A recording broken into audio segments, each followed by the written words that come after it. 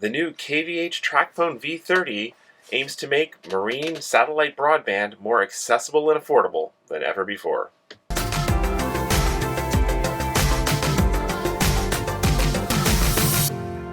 Hi, I'm Chris with the Mobile Internet Resource Center, here to give you an update on getting satellite broadband internet from space to your boat while out cruising the open seas. Now, this has always been a challenge. It is expensive, it is tricky because, well, a boat, unlike on land, a boat is never sitting still. Even when you're at dock, a boat is moving, and to lock onto a satellite requires expensive, very precise robotics that can compensate for that motion and keep a very precise aim. So, marine satellite systems are expensive and tricky and, well, have generally been out of reach. So, one of the providers who provide the systems for ships and mega yachts, KVH, is trying to push down into a more mainstream, they're saying the recreational and leisure side of the market, with their new system, the KVH TracPhone V30. Are they going to succeed? Their goal is to make it easy to live and work and relax just like at home, on your boat, wherever you go in the world. Well, we've got some bad news. It's a lot trickier than they think. First off, the new dish, the new hardware, the V30 system, is a pretty small size plastic dome with a 15-inch dish inside of it with all the advanced electronics that can keep a lock on a satellite. This is KVH's cheapest, easiest to install, a new low price for them for this type of system, but their new low price is $11,995. That's a big drop from the $17,995 MSRP of their prior V3 HTS system, and way cheaper than all the way up to the $50,000 systems they sell to mega yachts. So for KVH, this is a major new breakthrough in pricing, but a $12,000 investment is something most cruisers are going to have to think twice or three times about before investing in. And, well, what do you get? What do you get in this 15-inch dish that is size that it could fit on a regular-sized cruising boat? Well, you get a system that is capable of peak maximum speeds of just 6 megabits per second down and 2 megabits per second back up to the satellites. So, pretty modest speeds particularly compared to what we're used to with cellular and Wi-Fi. But, well, the catch with speeds is, are there data plans that actually let you take advantage of that? And that is where, well, KVH is kind of excited. They actually now have unlimited plans. But again, these are exciting new plans from the perspective of what has been out there for marine satellite systems in the past. Not something that you'll get excited about if you're used to terrestrial systems. So, what's these new data plans? The new plans are, well, for $99 a month, the cheapest plan you can get is 200 megabytes, not gigabytes, megabytes of data, then overages at 99 cents a megabyte, so $1,000 gigabyte. Oh my gosh. Or, well, you can jump up to their new unlimited plans, and the cheapest of their unlimited plans is $149 a month. And for that, well, you get 200 megabytes of high-speed data at that 6 megabits per second speed, and then unlimited data at 32 kbits per second. Now, that's kbits. That's the slower than the speed of old 1990s vintage dial-up modem. So unlimited at a ridiculously slow speed. So much so that even if you maxed out that connection for an entire month, you would still use just around 10 gigabytes of data running the connection 24/7.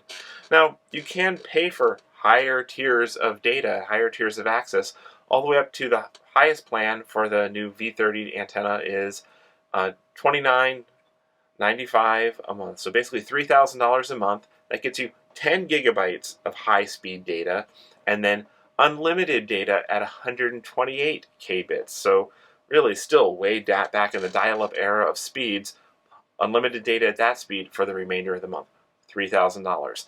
So again, that's kind of jaw-dropping for those of us used to cellular or terrestrial satellite pricing or anything like that. But, well, if you're out crossing an ocean, well, maybe that is actually an appealing price to you because, well, that's kind of what the market is out there. You do have to keep in mind, though, that these satellites, even these KVH systems, do have coverage maps. They'll work almost anywhere in the world, but check the coverage maps because they don't cover the Arctic, the Antarctic, or the South Pacific is a big open dead zone. So you got to check before you plan your crossing, even if you're hoping to use it for basic connectivity. Now, this is pretty jaw-dropping pricing, and of course everybody's going to ask, well, hey, what about SpaceX? What about Starlink? What about all these next-generation constellations? And indeed, that's probably what pushed KVH to start pushing down towards slightly more mainstream pricing than where they were before, but they have a fundamental disadvantage. They're working with old legacy geostationary satellites that are a completely different type of technology than these new low Earth orbit satellite constellations that SpaceX and OneWeb and eventually Amazon are going to be deploying, that have satellites much, much lower to the ground, a lot more of them, and just a lot more raw capacity in the network. So whereas people beta testing SpaceX's Starlink on the residential service are now seeing speeds over 400 megabits per second and 40 megabits per second up and unlimited data plans. That sort of thing does not exist in the marine world yet. Now, people are hoping that in the years ahead, SpaceX will roll out a marine version and start to offer something like this to the marine market. And you see, the market could definitely use a more lower priced, faster, overall highly performant option. But that's going to take a few years. So if you want to get a jump now, well, KVH has got this pricey system, but our advice is wait for these next generation systems. Wait for what SpaceX does with Starlink and OneWeb as rolling out their constellation as well. And actually, OneWeb is very likely to be a KVH partner. So we would not be surprised if a year, 2, 3 years from now, KVH is reselling a new next generation system using a OneWeb constellation, vastly better speeds, vastly lower cost, may still not be at terrestrial level costs, but this whole market is changing dramatically. It's kind of not too exciting to see all of this happening here.